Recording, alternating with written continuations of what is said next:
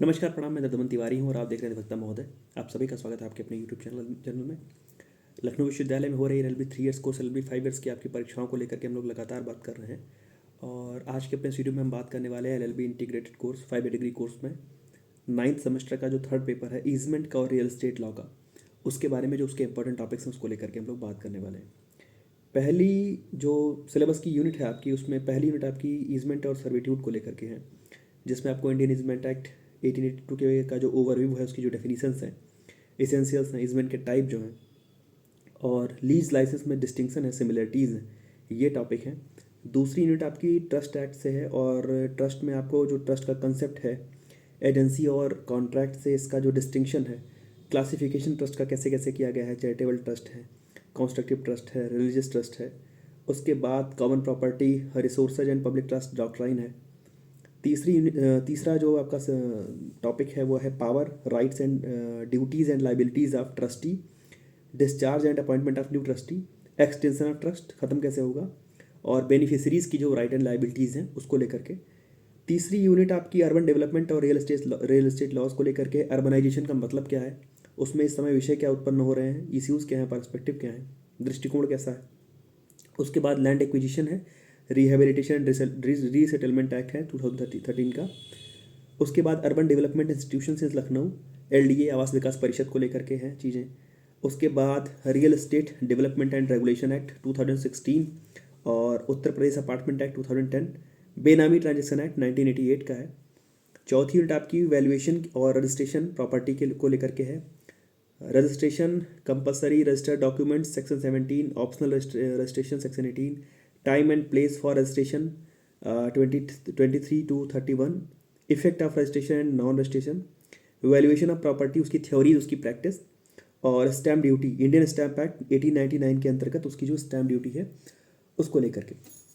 अभी हम बात करें अगर आपके 4 यूनिट के जो मुख्य सवालों की जो आपके लिए ज़रूरी है, तो पहला सवाल जो आपका ईजमेंट का है, ईजमेंट का जो आपका सवाल है कि ईजमेंट एक्ट में जो उसकी डेफिनीशन है और डेफिनीशन इसेंशियल और उसके जो टाइप्स हैं, कुल मिलाकर के आपको ये जानना है कि जो सुखाचार, भारतीय सुखाचार अधिनियम, इंडियन ईजमेंट एक्ट है, उसमें सुखाचार का मतलब क्या होता है, ईजमेंट का मतलब क्या होता है, उसके फीचर्स क्या क्या हैं और प्रकार कितने हैं, ईजमेंट के प्रकार कितने हैं। आप सभी ने मुझे लगता है अपने ऑनर्स थर्ड ईयर में TPA पढ़ा होगा, ट्रांसफर ऑफ प्रॉपर्टी एक्ट पढ़ा होगा, वहाँ पर शायद चौथी यूनिट आपने पढ़ी होगी, वहाँ पर इंडियन ईजमेंट एक्ट था। दूसरा जो आपके लिए ज़रूरी सवाल है, लीज और लाइसेंस में अंतर क्या है। लीज और लाइसेंस का मतलब कहें तो पट्टा और अनुज्ञप्ति, हिंदी में कहें तो पट्टा और अनुज्ञप्ति का मतलब क्या होता है। लाइसेंस आप पढ़ते होंगे, उसमें शराब की दुकानों का लाइसेंस होता है, शस्त्र का लाइसेंस होता है। तो लाइसेंस का मतलब क्या होता है, और कोई वस्तु अगर आपको लीज पर मिलती है, कोई संपत्ति अगर आपको लीज पर मिलती है, तो लीज और लाइसेंस का बड़ा अंतर क्या है। तीसरा सवाल जो आपका है वो बेनामी ट्रांजेक्शन एक्ट 1988 से रिलेटेड है।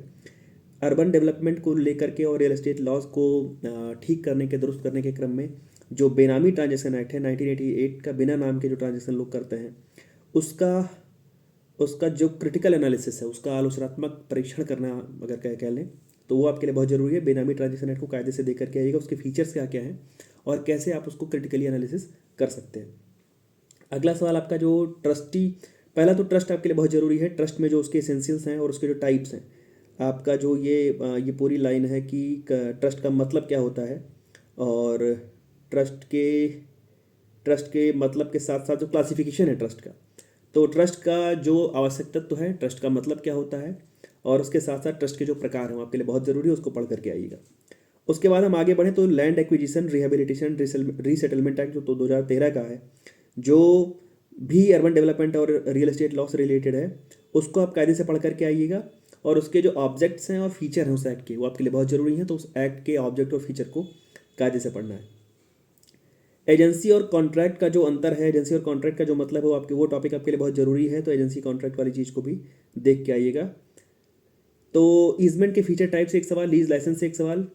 अगला सवाल ट्रस्टी आपके लिए बहुत ज़रूरी है। ट्रस्टी का अपॉइंटमेंट कैसे होता है, ट्रस्टी की ड्यूटीज़ क्या क्या है और ट्रस्टी का राइट क्या क्या है, power, rights and duties and disabilities of trustee, ये आप जरूर पढ़ लीजिएगा। और अगर संभव हुआ तो उसमें जो डिस्चार्ज है और अगर नए ट्रस्टी का अपॉइंटमेंट कैसे होता है वो पढ़ सकें आप, तो बहुत बेहतर होगा।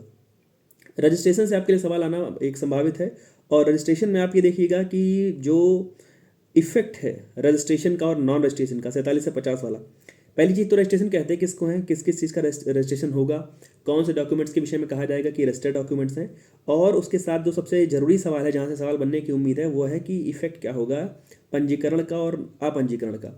आप ऐसा सवाल आप एक पार्टनरशिप में पढ़ करके आए होंगे कि पार्टनरशिप फर्म के रजिस्ट्रेशन को लेकर के, और वहाँ पर एक वाक्य है कि पार्टनरशिप फर्म में तो रजिस्ट्रेशन को मैंडेटरी नहीं किया गया है, लेकिन पार्टनरशिप फर्म के नॉन रजिस्ट्रेशन के इतने नुकसान गिना दिए गए हैं कि अब वो बिना पंजीकरण के पार्टनरशिप फर्म एक तरीके से अवैध फर्म है।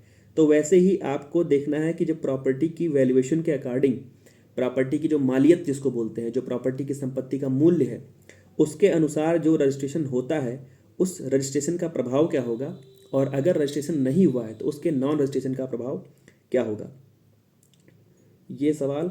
उसके बाद आपका ट्रस्ट को लेकर के दो सवाल, एक तो ट्रस्ट के एसेंशियल और उसके टाइप, ट्रस्ट का मतलब क्या होता है, कभी कभी सीधे पूछते हैं खैराती ट्रस्ट क्या होता है, खैराती न्यास मीन्स चैरिटेबल ट्रस्ट क्या होता है, या पब्लिक ट्रस्ट क्या होता है, प्राइवेट ट्रस्ट क्या होता है। इस प्रकार से जो ट्रस्ट के प्रकार हैं उसको देखते आइएगा, और ट्रस्ट के जो एसेंशियल हैं, ट्रस्ट कैसे एक ट्रस्ट बनता है।